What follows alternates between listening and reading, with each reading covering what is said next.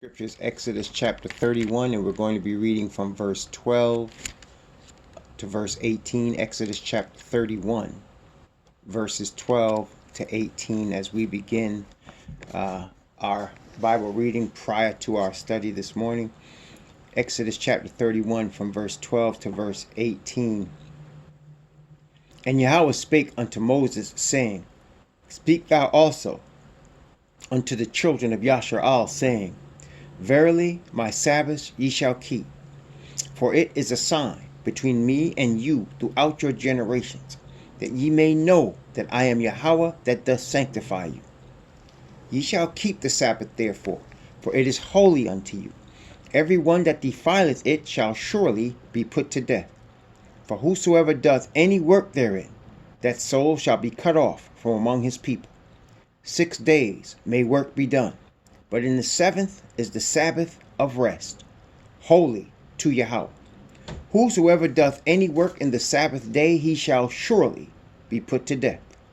Wherefore the children of Yasharal shall keep the Sabbath, to observe the Sabbath throughout their generations, for a perpetual covenant. It is a sign between me and the children of Yasharal forever. For in 6 days Yahweh made heaven and earth, and on the seventh day he rested and was refreshed. And he gave unto Moses, when he had made an end of communing with him upon Mount Sinai, 2 tables of testimony, tables of stone, written with the finger of the Most High. Exodus chapter 31, verses 12 to 18. Now we turn to the book of the law, aka These Be the Words, aka Adabarim, aka Deuteronomy. Deuteronomy chapter 30. Deuteronomy chapter 30, verses 1 through 10. And it shall come to pass, when all these things are come upon thee, the blessing and the curse, which I have set before thee, and thou shalt call them to mind among all the nations, whither Yahweh thy Most High have driven thee, and shalt return unto Yahweh thy Most High, and shalt obey his voice according to all that I command thee this day, thou and thy children, with all thy heart and with all thy soul, that then Yahweh thy Most High will turn thy captivity, and have compassion upon thee, and will return and gather thee from all the nations, whither Yahweh thy Most High have scattered thee. If any of thine be driven out unto the outmost parts of heaven, from thence will Yahweh thy Most High gather thee, and from thence will he fetch thee. And Yahweh thy Most High will bring thee into the land which thy fathers possessed, and thou shalt possess it. And he will do thee good, and multiply thee above thy fathers. And Yahweh thy Most High will circumcise thy heart, and the heart of thy seed, to love Yahweh thy Most High, with all thine heart and with all thy soul, that thou mayest live. And Yahweh thy Most High will put all these curses upon thine enemies, and on them that hate thee, which persecuted thee. And thou shalt return and obey the voice of Yahweh, and do all his commandments, which I command thee this day. And Yahweh thy Most High will make thee plenteous in every work of thine hand, in the fruit of thy body, and in the fruit of thy cattle, and in the fruit of thy land, for good. For Yahweh will again rejoice over thee for good, as he rejoiced over thy fathers, if thou shalt hearken unto the voice of Yahweh thy Most High, to keep his commandments and his statutes which are written in this book of the law, if thou turn unto Yahweh thy Most High with all thy heart and with all thy soul. Praise the Most High, Yah. That was Adabarim. These be the words. Deuteronomy chapter 30, from verses 1 through 10. Last but not least, we read Revelation chapter 11, the revelation of the Mashiach, Yahweh Shai, Revelation chapter 11. And we're going to be reading the 7th trumpet of Revelation chapter 11, which shall shortly come to pass. Revelation chapter 11, from verse 15 to verse 19. And the 7th angel sounded, and there were great voices in heaven saying, The kingdoms of this world are become the kingdoms of Yahweh and of his Mashiach, and he shall reign forever and ever.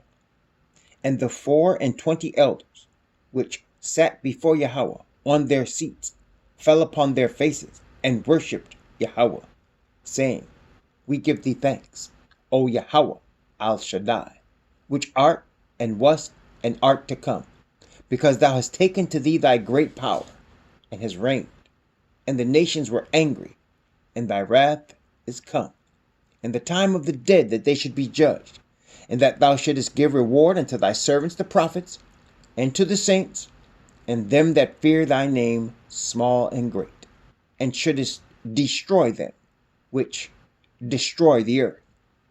And the temple of Yahweh was opened in heaven, and there was seen in his temple the ark of his testament. And there were lightnings, and voices, and thunderings, and an earthquake, and great hail. Praise the Most High Yahweh. That was Revelation chapter 11, verses 15 to 19. Okay. So we have been studying Ezekiel. And today we're going to be going into Ezekiel 28. But of course, we cannot go into 28 until we actually finish chapter 27. Now, last night we did most of 27. And we looked at and compared to Revelation chapter 18, chapter 27 of Ezekiel in this regard.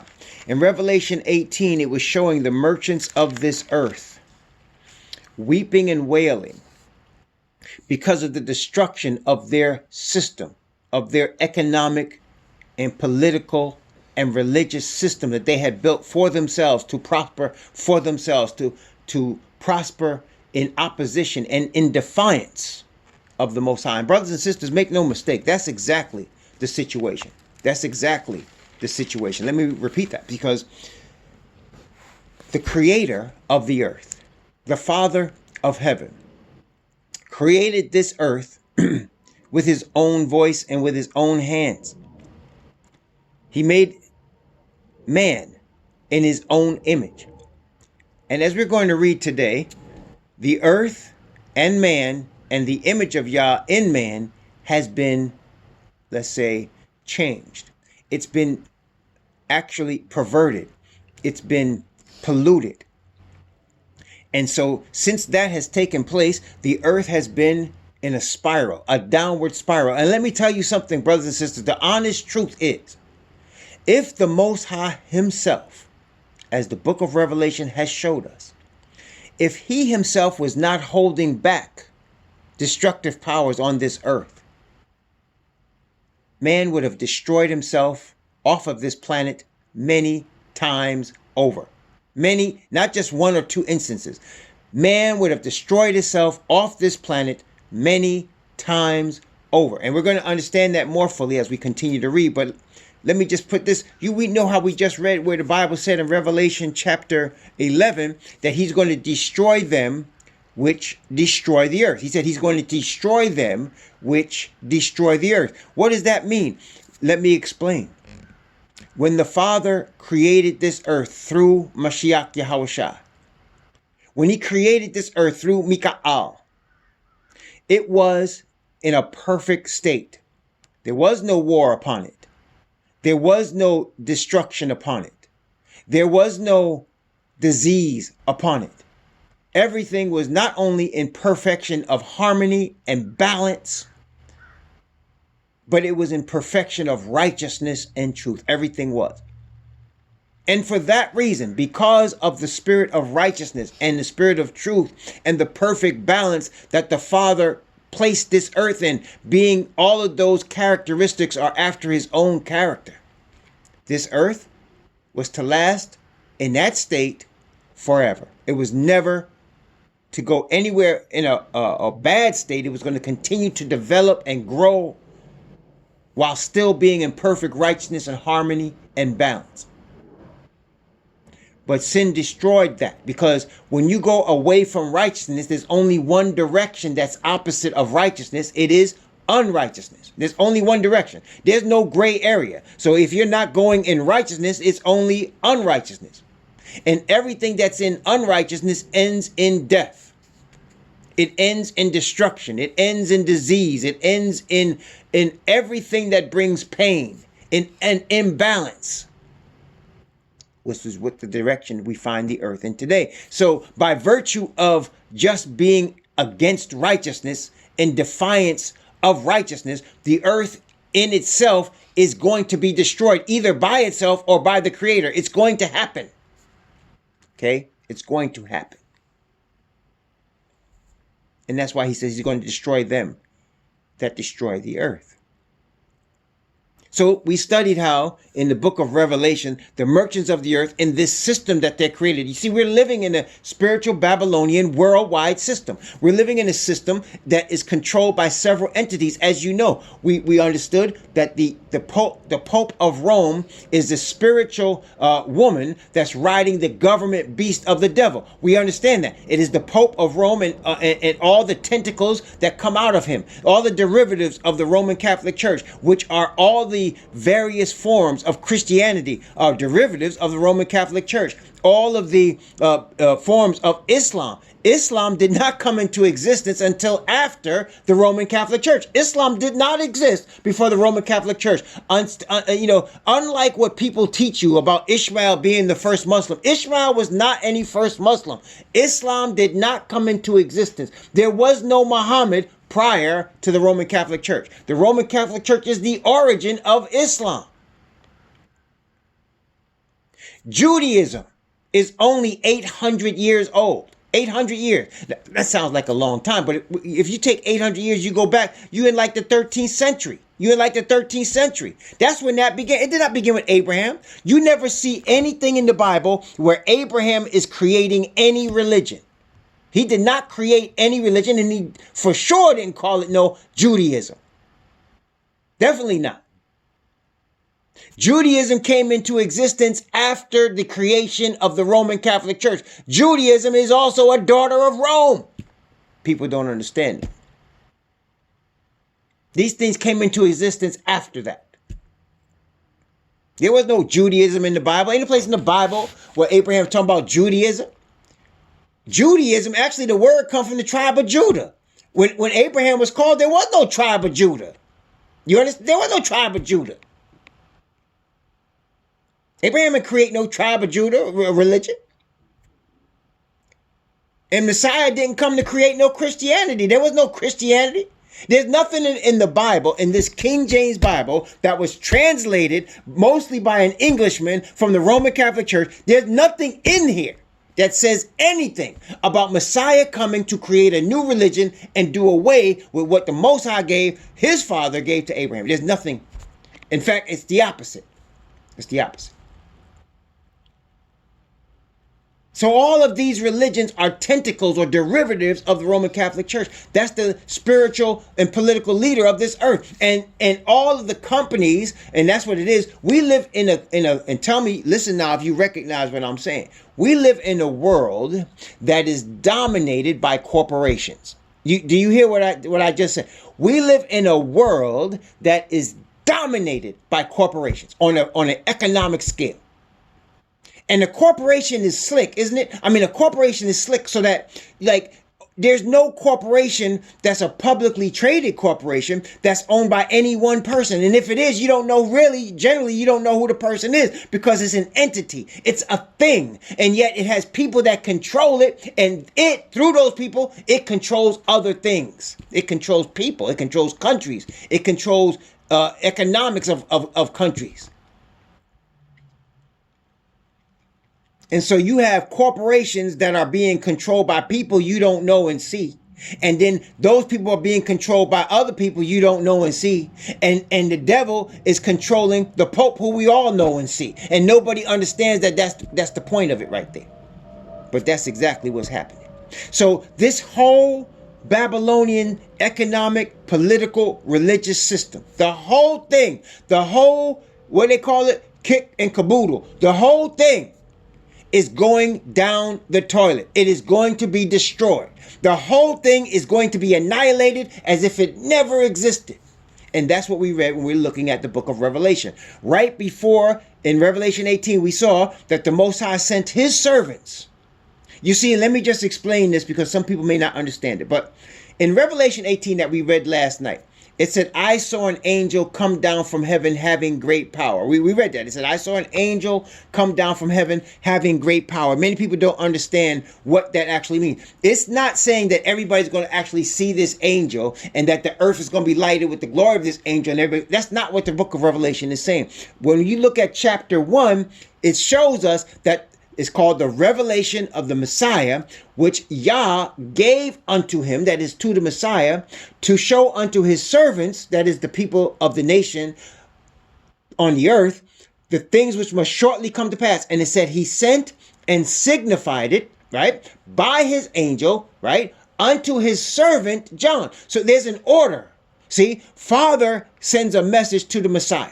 Messiah turns around and gives that message to an angel. The word angel is also, if you look it up, it's the word for messenger. So he sends that message with a messenger, a heavenly messenger, a messenger from the courts of the Father. He sends that down to the servant on the earth who is going to disseminate or going to proclaim that message to the people that are supposed to hear it. Does that make sense, brothers and sisters? So anytime you see in the book of Revelation an angel coming with a message, what you are actually seeing is a father that sent a message to Messiah, who sent that messenger who is coming to earthly instruments that are going to bear witness of that message.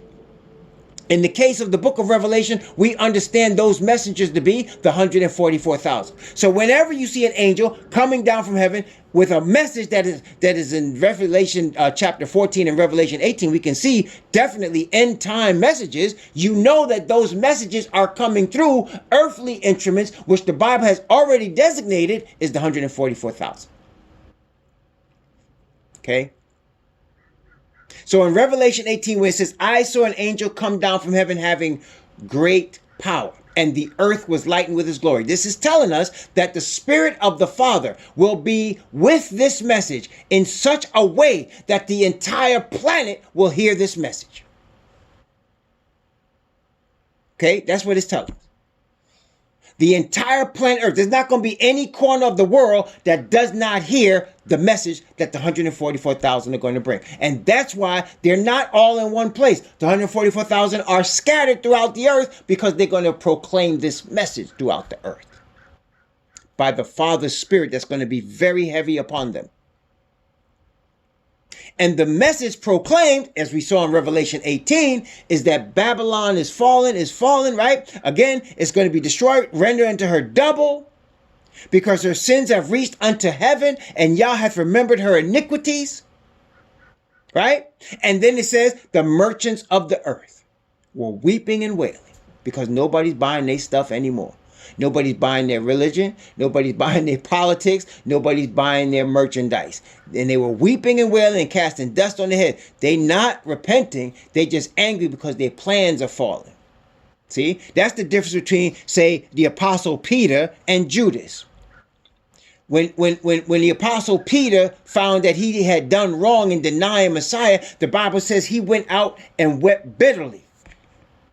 And it hurt his heart that the Messiah tested him and asked him 3 times, Kapha, that's his real name, Kapha, do you love me? Kapha, do you love me? He asked him a 3rd time, Kapha, do you love me? Why did he ask him 3 times? Because he denied him 3 times. See, brothers and sisters, when we repent of our sin, the Most High is faithful to forgive us, the Bible says. But let me tell you something on the real. When you confess your sin and you really mean it, you're going to get tested back on that sin. Did you hear you're going to get tested. Okay? Because when you confess your sin and you get forgiveness, you are being challenged. The devil is going to challenge and he's going to say, wait a second. It's not that easy. Let me at him. Just the whole Job experience. Let me at him. And you see, she's always been a crackhead. She's always been a crackhead and she's going to be my crackhead until she dies. Messiah said, go ahead and try her. She's mine now. My spirit is on her. And so she gets tried. And if it's for real, she overcomes. She overcomes. And he overcomes. You're following. So you're going to get tried on that sin. You're going to get tried. And see, so Peter denied Messiah 3 times.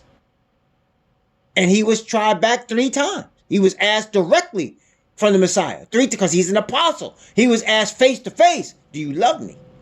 3 times. All right? Now, Judas, being the betrayer, he was sad that his plans didn't work. His plans for supremacy didn't work. And he didn't want to face that music, so he hung himself. He was sad that his plans didn't work. He had given himself over to Satan because he wanted to prosper. He wanted to prosper.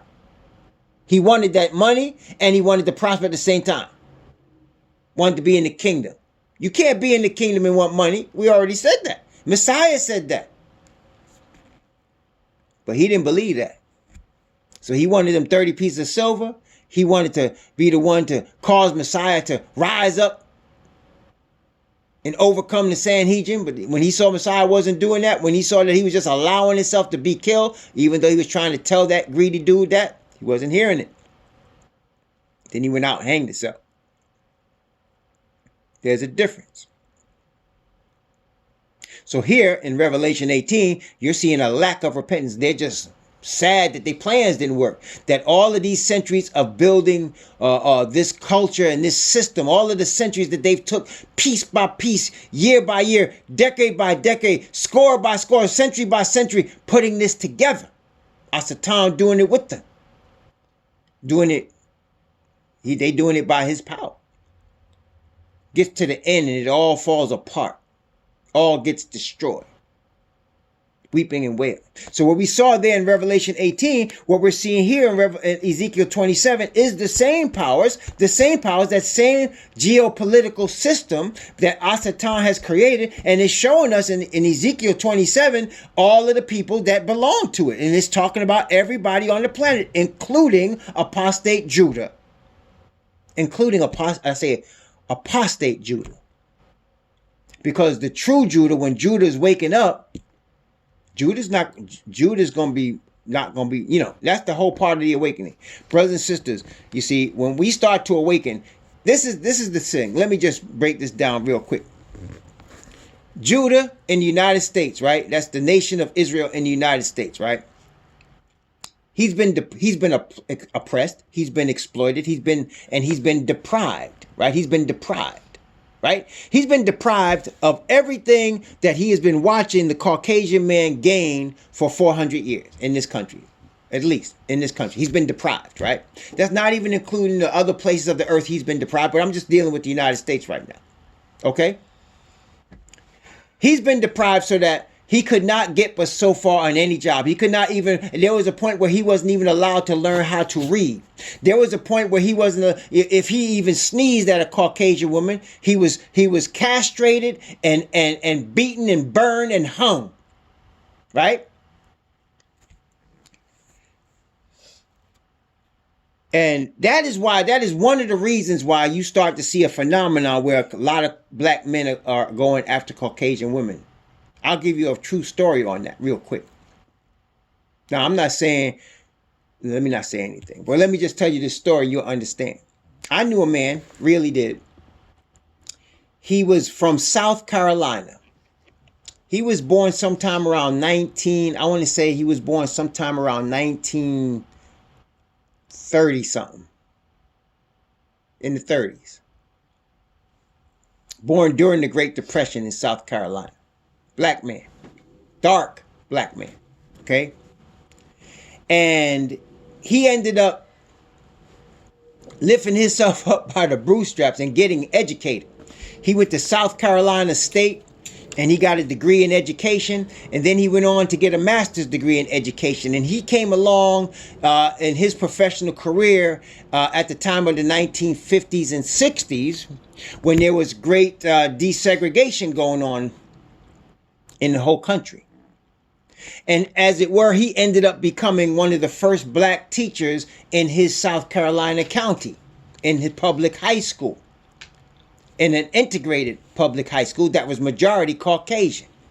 Now, that being the case, they were still stringing brothers up in South Carolina at that time. They were still stringing brothers up and killing brothers for even looking at a Caucasian woman. They were still doing it. So what the girls would do, and he told me this story, he said they would wear things. He said sometimes they would come to class and take their underwear off and let him see in under their dress. And all they wanted him to do was look. And so they could go back and say that he sexually attacked them, or he was forward toward them. That's all they wanted him to do. So he went through many years of that. All they wanted him to do was look the wrong way. Try to get his attention from to look the wrong way. So he taught there. Then he came up, and I met him up in Connecticut. He ended up working for the state, and he worked for the state for 25 years. He got married. He had children, and him and his wife weren't getting along. And they agreed that when the children were grown, they were going to divorce. So the children got grown, and he got divorced. Now the man, when I meet him, he's in his 50s. And the first thing he did was chased after every Caucasian woman that he could find. That's the first thing he did. And I kind of understood it at the time because of all he had went through. You know, sometimes you don't let a person have something, and just when they're allowed to have it, just on that principle, they're going to go after it. You understand what I'm saying? And I at first I didn't understand it. I was like, bro, what you doing, man? And then he told me his story, and I totally understood at that time. He had to get that out of his system because it was something that was deprived him. He couldn't even look at a white woman before without getting in trouble. So now he's free and he could do what he wants. He's just going crazy. Well, the same thing happens also in economic ways. We're deprived. We talked a little bit about this last night. We're deprived of all of these things. We're deprived of getting ahead. We're deprived of earning any type of living that other people can earn. We're deprived of getting certain material things. So as soon as they become within our reach, because we've been deprived so long, we start going after them. Y'all know what I'm talking about, right? We start going after them. We were deprived. We've been watching them drive the Mercedes and the Beamers and the Benzes. And all of a sudden we walk into a place, and although it's going to cost us a whole lot of money that we can't afford, we have found out we got the credit to get it. And so we go and get it because we've been deprived of it. So we go and get it. Struggling to pay for it, but we still go get it because we've been deprived. We've been watching other people get these things, and we have not been able to get them. And now we just decide we want to, now we let loose. And so the biggest thing that the black man in America has been deprived of, the Israelite, has been money. That's the biggest thing, money. So we've been watching other people earn big time money, and we've been watching other people graduate or from high school and earn more than us. So we've been deprived. So now, if you go to any Christian black church and you bring in anybody that wants to talk about how to get rich, they will pay for him to come. That is the truth. If you bring in any celebrity that's on television and has made a lot of money, or any athlete, and he walks into a Christian black church, they will all bow. Because money has been deprived and they're so hungry to get some. But as I said before, as we understood, if we are Israel, this system was not built for us. It was not built for us. It's not built for us to get money. It's not built for that. Oh, yeah.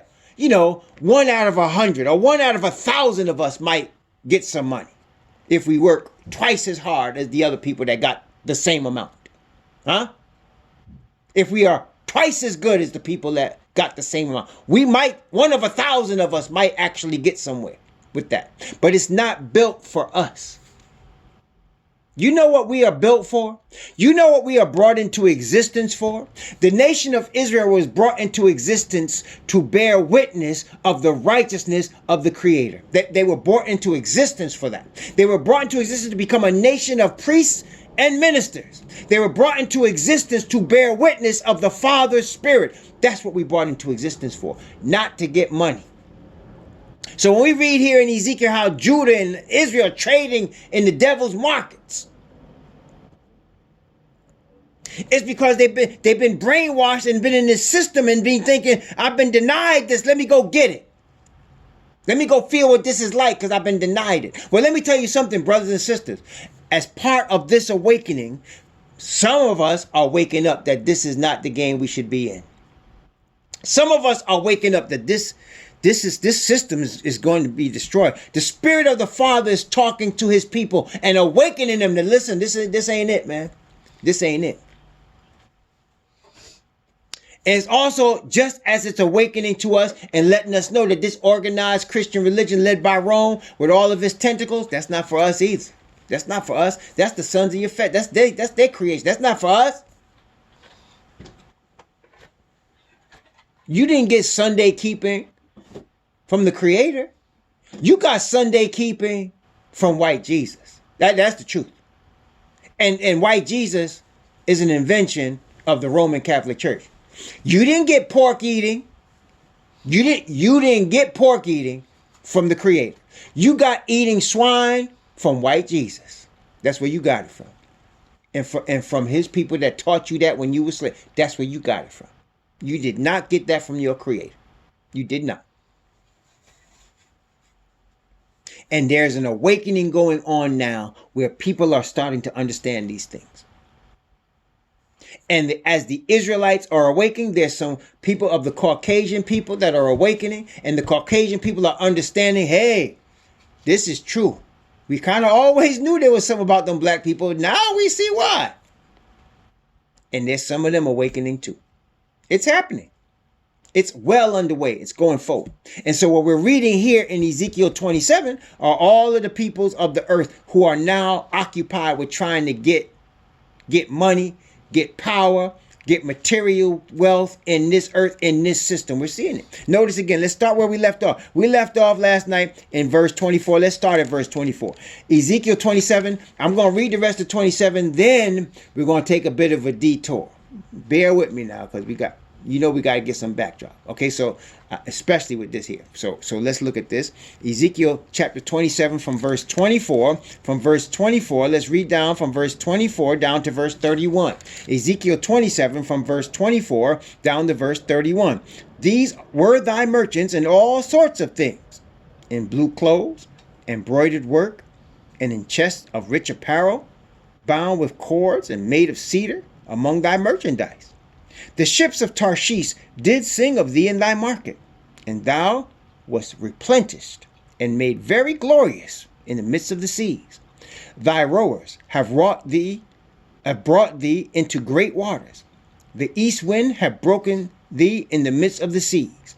Thy riches and thy fares, thy merchandise, thy mariners, and thy pilots, thy caulkers, and the occupiers of thy merchandise, and all thy men of war that are in thee, and all thy company which is in the midst of thee, shall fall in the midst of the seas in the day of thy ruin. The suburbs shall shake at the sound of the cry of thy pilots, and all that handle the oar, the mariners, and all the pilots of the sea shall come down from their ships. They shall stand upon the land, and shall cause their voice to be heard against thee, and shall cry bitterly, and shall cast up dust upon their heads. They shall wallow themselves in ashes, and they shall make themselves utterly bald for thee, and gird themselves with sackcloth. They shall weep for thee with bitterness of heart and bitterness and bitter wailing. You see that you see the similarity with that and what's going on in Revelation 18 with the merchants weeping and wailing. It's the same thing happening here. So you can see the Most High is through his prophet prophesying of the destruction of the entire system of Babylon that's been made by Asatan. The entire system, religious, political, economic, the whole system, cultural, is being destroyed. And he's showing that. And there's going to be weeping and wailing. And didn't Messiah say they shall be weeping and gnashing of teeth? Didn't he often say that? They shall be weeping and gnashing of teeth. You're going to see that. And for many people, it's going to be, for most of the people, it's going to be, unfortunately, too late. Too late. See, brothers and sisters, we have an opportunity to accept truth for the sake of truth. You see, when you are willing to accept truth, and brothers and sisters, that's why we continually talk about doing all things for only the glory of the Father. See, we talk about doing everything in this life. Our very existence is for the glory of the Father. That means it's for his honor, that we're defending his name. One time, there's a, in the black community, and many of y'all know what I'm saying. There's a couple of things you don't do in the black community. It's like an unwritten code. One thing you never do in the black community, you never disrespect somebody's woman. You just don't do that. You just don't do that. You don't disrespect somebody's woman. And unless unless you are boys with somebody, you definitely don't disrespect somebody's mother. You don't do that. You guys know what I'm talking about. You don't disrespect a brother's woman, and you definitely don't disrespect his mother. I mean, if you want to fight with a brother, there's a couple of things that you can do that's going to cause it to be on. And I mean on unto the death. You can disrespect his woman. You could call her a name. You could touch her in the wrong way in his presence, or let her even hear about it, and there's going to be a problem. Or you could do the same thing to his mother. You could disrespect his mother a certain way, and you are just definitely declaring war. That's what you're doing. You're declaring war. Well, one day, my brother, he's younger than me, but he always looked he always looked older than me. He was always bigger than me, and he looked older than me. And by the time my brother was 12 years old, he had a mustache, and and by the time he was 13, he had a full beard, and he was like 6'1", so that many people thought he was a grown man, and he was only 13 years old. He just matured much quicker. Some kids do that. They grow mature early, and then they stop. Like he never grew anymore. He got to be 6'1", and he just stopped at age 13. But that's what he looked like at age 13. So when he was 10, it was already being evident that he was growing very quickly, and he was bigger than all the kids that were his age. And so my brother, from an early age, he liked to hang out with kids that were a little older than him, because he was bigger than the kids his age, and the kids older than him were more like his size. Well, some of the kids that were older than him were jealous, because not only was he bigger, but see, back in the 70s, see, this is how they brainwashed us. Back in the 70s, if you was light skinned, that was the thing, right? I mean, people would bleach to try to get their skin light, because the Caucasian man had told us that if you light, that's right. If you dark, get away, You go back if you black, but if you light, that's right? Y'all know that, right? That's still the same thing. They brainwash us, right? So that you got brothers that are prejudiced against other brothers because of the lightness of their skin, right? Because of the lightness of their skin. Well, my brother and I both are light-skinned Negroes. Okay, both of us. But my brother really had that, that straight hair, and in fact, many people in our neighborhood would accuse us of being undercover Puerto Ricans. They would say, "You're Puerto Rican, you just don't want to admit you're Puerto Rican." Because we look Spanish, but we weren't Spanish, right? So you're Puerto Rican. I thought they were kidding until one day, one of my boys called me inside. "Come on, man, we talking serious now. And be honest, you Puerto Rican, right?" Now, some of my friends, they knew I wasn't Puerto Rican, because when my aunts and my grandmother would come from Jamaica, and they had that thick Jamaican accent, they had that thick Jamaican accent. And when they came to our house, you could smell the Jamaican food. Then they knew we was really what they call coconuts. They knew we were coconuts. They said, "Oh, Todd's a coconut. Todd ain't no Puerto Rican. Todd a coconut."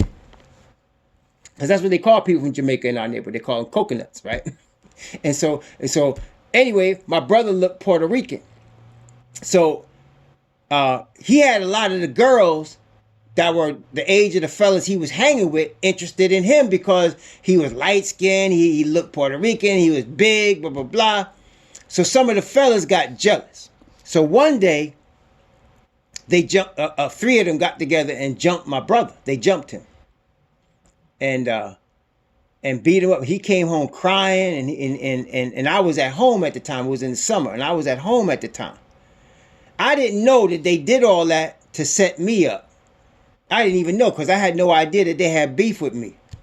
But he came running home and told me what happened, and said, not only that, they out in the street talking about mom. They talking real nasty about mom, saying blah, blah, blah, blah, blah, blah, about our mother. I said, "What?" And at that point, that's when the hairs on my neck came up.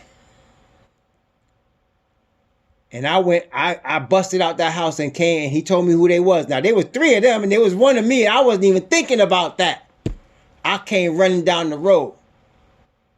I came running down the block, and they were waiting for me. Two of them had pipes, See, they weren't playing with guns yet at that time. See, now they would have just killed me with guns. But then two of them had steel pipes, like plumbing pipes, like metal pipes, and one of them had a hammer. And I ain't have nothing. And I came running down there because they was talking about my mother. See, I didn't care if they killed me because it was for the honor of my mother. Y'all hear what I'm saying? It was for the honor of my family and my mother. That's the way I felt about it. So, oh, you got a pipe, you got a hammer, let's get it on, bruh.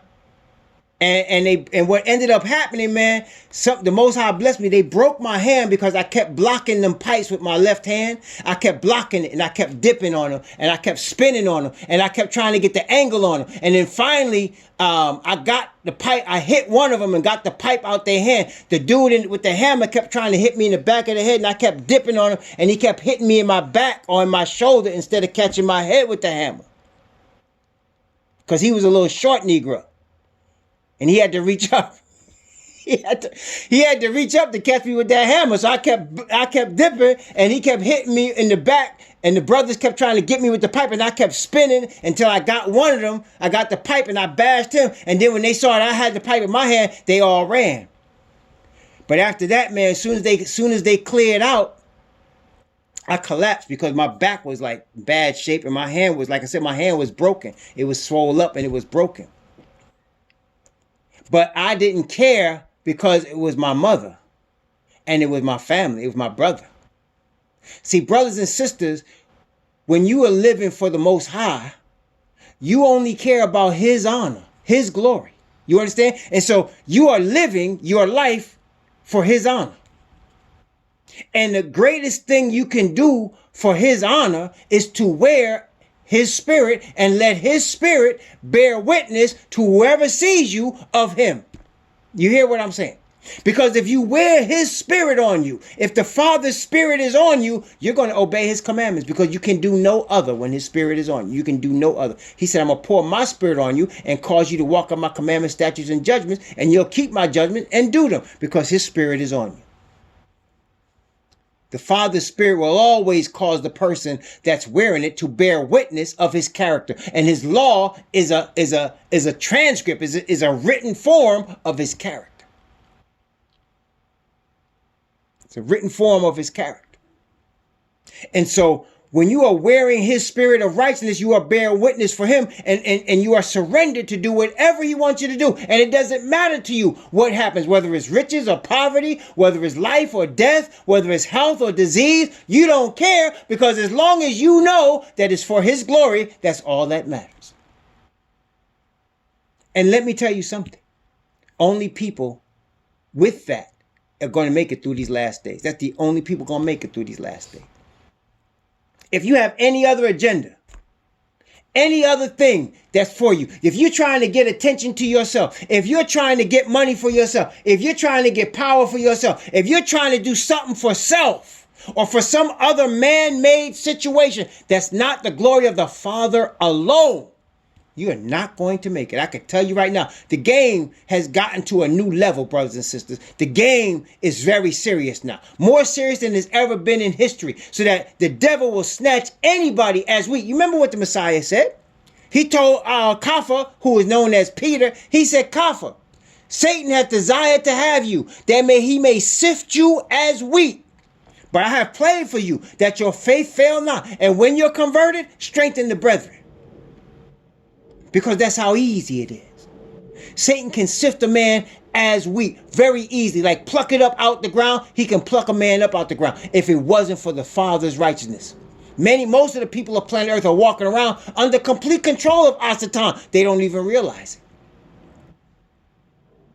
Because he'll let you keep going on your daily routine as long as you're not going after the truth. He don't care. He'll even cause people to get rich, as we talked about last night. He'll bless them with riches, and they'll say, the Lord blessed me. You know who blessed you for real? Yah's enemy. He did that. And you know why? So that you'll serve him. That's why. So that you'll serve him. Because this is the game is about. It's about worship. It's about worship. That's what it's about. Let's continue. Ezekiel 26. 7 let's go down from verse 31 down to the end of the chapter, verse 36. Ezekiel 27 from verse 31 down to verse 36. Notice what it says. And they shall make themselves utterly bald for thee, and gird them with sackcloth, and they shall weep for thee with bitterness of heart and bitter wailing. And in their wailing they shall take up a lamentation for thee, and lament for thee, saying, what city is like Tyrus, like the destroyed in the midst of the sea? When thy wares went forth out of the seas, thou filled many people, and didst enrich the kings of the earth with the multitude of thy riches and of thy merchandise. In the time when thou shalt be broken by the seas in the depths of the waters, thy merchandise and thy company in the midst of thee shall fall. All the inhabitants of the isles shall be astonished at thee, and their king shall be sore afraid, and they shall be troubled in their countenance. The merchants among the people shall hiss at thee. Thou shalt be a terror, and never shalt thou be any more. Yeah, we talked about this before. It's going to be as if they never existed, brothers and sisters. When Asatan is destroyed, when this whole system, religious, economic, political, cultural system that he has created that dominates the earth, this corporatized system, when it's all destroyed, it's going to be as if they never existed. Again, the only thing we're going to know that they did existed, that there was such a thing as rebellion upon the earth, are the marks on the Messiah's body. That's the only way we're going to know. Because other than that, the Most High is going to wipe away all tears from the eyes. He's going to make his stuff all new. The former, the Bible says, shall not be remembered nor come to mind. He's going to make it so nice, so powerfully good, so wonderful that, brothers and sisters, when we look at it, we ain't going to remember what it was like before. It's going to be like, what was that? I can't remember. And the only way you're going to remember is when you look at Messiah. When you look at Messiah and see the marks on his body, that's going to be there, that's going to remind us constantly what it cost for us to get into that kingdom. But it's going to be as if they never existed. See, brothers and sisters, don't worry about, and Psalms tell us that, don't worry about the wicked. It's going to be as if he was not. Soon he's going to be as if he had never been. The Bible does tell us that. Soon it's going to be as if he was never here, as if he never set foot, as if Asatan never existed. Never existed. That's the way it's going to be. Yeah. Praise the Most High, yeah. Yep. In fact, hey, here it is. It's Psalm 37. Psalm 37. Watch this. Psalm 37. Psalm 37. Boy, I could read this whole thing, but I'm not going to. Psalm 37. I'm going to start at verse 5, and I'm going to read down to verse 11. Psalm 37 from 5 to 11. Notice what it said. Commit thy way unto Yahweh. Trust also in him, and he shall bring it to pass. He shall bring forth thy righteousness as the light, and thy judgment as the noonday. Rest in Yahweh, and wait patiently for him. Fret not thyself because of him who prospereth in his way, because of the man who bringeth wicked devices to pass. Cease from anger, and forsake wrath. Fret not thyself in any wise to do evil, for evildoers shall be cut off. But those that wait upon Yahweh shall inherit the earth. For yet a little while, and the wicked shall not be. Yea, thou shalt diligently consider his place, and it shall not be. But the meek shall inherit the earth, and shall delight themselves in the abundance of peace. Yeah, they shall not be. We're going to say, what happened? There's something missing. No, there's nothing missing. They're gone, and they're not coming back. They're not coming back. They're gone, and they're not coming back. The whole thing.